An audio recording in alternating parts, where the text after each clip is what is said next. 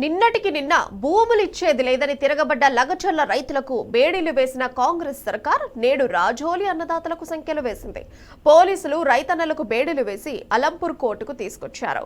అన్నదాతలను ఈ పరిస్థితుల్లో చూసి వారి కుటుంబ సభ్యులు కన్నీటి పర్యంతమయ్యారు. తమ వాళ్ళు ఏ నేరం చేశారని బేడీలు వేశారంటూ ఆగ్రహం వ్యక్తం చేశారు. జోగులాంబ గద్వాల జిల్లా పెద్దదన్వాడలో కాలుష్యం వెదజల్లుతున్న ఇథనాల్ ఫ్యాక్టరీ తమకొద్దని పోరాడిన రైతుల్ని జైలుకు పంపిన కాంగ్రెస్ సర్కార్ ఇప్పుడు వారికి సంఖ్యలు వేయడం తీవ్ర చర్చనీయాంశమైంది. ఈ కేసులో రిమాండ్లో ఉన్న 12 మంది రైతులకు మంగళవారమే బెయిల్ మంజూరైంది. అయితే ఆర్డర్ కాపీ రాకపోవడంతో వారి విడుదల నిలిచిపోయింది.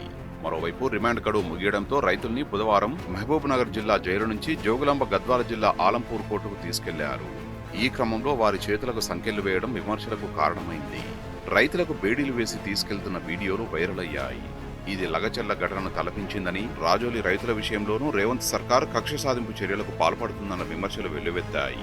తమ వారు కోర్టుకు వస్తున్నారని తెలిసి అక్కడికి వెళ్లిన కుటుంబ సభ్యులు బేడీలతో ఉన్న రైతులను చూసి కన్నీళ్లు పెట్టుకున్నారు.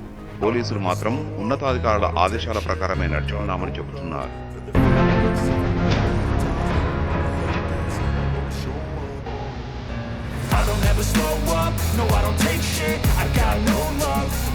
ఇథనాల్ ఫ్యాక్టరీ ఏర్పాటును వ్యతిరేకిస్తూ నిరసన తెలుపుతున్న రైతులు ఫ్యాక్టరీ యజమానులపై దౌర్జన్యానికి పాల్పడ్డారన్న ఆరోపణలపై ఈ నెల 4న పోలీసులు కేసు నమోదు చేశారు. మొత్తం 40 మందిపై కేసులు నమోదు కాగా 12 మంది రైతులని అదుపులోకి తీసుకుని 14 రోజుల రిమాండ్ పంపారు. మంగళవారం సాయంత్రం గద్వాల జిల్లా ప్రత్యేక న్యాయస్థానం వీరికి షరతులతో కూడిన బెయిల్ మంజూరు చేసింది. బెయిల్ సాయంత్రం రావడం పూచీకత్తు సమర్పించాల్సి ఉండడంతో విడుదల ఆలస్యమైంది.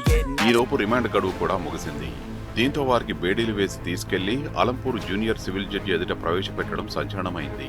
రైతులకు బేడీలు వేసిన విషయం తెలుసుకున్న మీడియా కోర్టు వద్దకు వెళ్లడానికి ముందే వారిని వాహనంలో నేరుగా కోర్టు లోపలికి తీసుకెళ్లారు. రైతులను ఎవరైనా ఫోటోలు, వీడియోలు తీస్తే కేసులు నమోదు చేస్తామని పోలీసులు హెచ్చరించారు.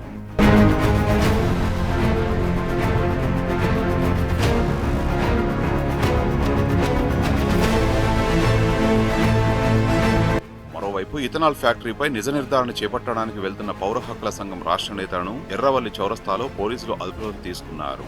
భూమి కోసం పోరాడే రైతులకు సంఖ్యలు వేస్తారా అంటూ అలంపూర్ ఎమ్మెల్యే విజయుడు, శాట్ మాజీ చైర్మన్ ఆంజనేయ గౌడ్ మండిపడ్డారు. కాంగ్రెస్ రైతు ప్రభుత్వం కాదని రాక్షస ప్రభుత్వమని మాజీ మంత్రి సింగిరెడ్డి నిరంజన్ రెడ్డి ధ్వజమెత్తారు. అన్నదాతలకు సంఖ్యలు వేయడం ప్రభుత్వ నిరంకుశ మనస్తత్వానికి నిదర్శనమని మండిపడ్డారు. ఇది ఇందిరమ్మ రాజ్యం కాదని, ఎమర్జెన్సీ పాలన అని దుయ్యబట్టారు. ఇథనాల్ ఫ్యాక్టరీకి వ్యతిరేకంగా పోరాడిన రైతులకు సీఎం రేవంత్ రెడ్డి బేడీలు వేయడం అత్యంత దుర్మార్గమన్నారు బీఆర్ఎస్ నేత కుర్వ విజయ్ కుమార్. కాంగ్రెస్ నాయకులు కోట్లాది రూపాయలకు అమ్ముడుపోయి అన్నదాతలను అరెస్టు చేయడం దారుణమన్నారు. ఈరోజు అధికార మదంతో ఆ కంపెనీకి కోట్లాది రూపాయలకు అమ్ముడుపోయి రైతన్నలని ఈరోజు అరెస్టులు చేసి సంఖ్యలు వేయడం అంటే ఇది ముమ్మాడికి రైతు వ్యతిరేక ప్రభుత్వం, ఇది ముమ్మాడికి పేదల వ్యతిరేక ప్రభుత్వం. ఈ రైతు వ్యతిరేక ప్రభుత్వాన్ని ఖచ్చితంగా రాబోయే స్థానిక ఎన్నికల్లో మీ పార్టీకి బుద్ధి చెబుతారు. ఖచ్చితంగా మీ కాంగ్రెస్ పార్టీ నాయకులని ఆ ప్రాంతంలో అడుగు కూడా పెట్టనియరని అక్కడ రైతులు అడుగుతా ఉన్నారు, మాట్లాడుతూ ఉన్నారు. తక్షణమే ఈ ప్రభుత్వం, ముఖ్యమంత్రి రేవంత్ రెడ్డి గారు, కాంగ్రెస్ ప్రభుత్వం రైతులకు క్షమాపణ చెప్పి మేము డిమాండ్ చేస్తా ఉన్నాం. ఇథనాల్ ఫ్యాక్టరీకి వ్యతిరేకంగా పోరాడుతున్న రైతులకు సంఖ్యలు వేయడంపై మాజీ మంత్రి హరీష్ రావు మండిపడ్డారు.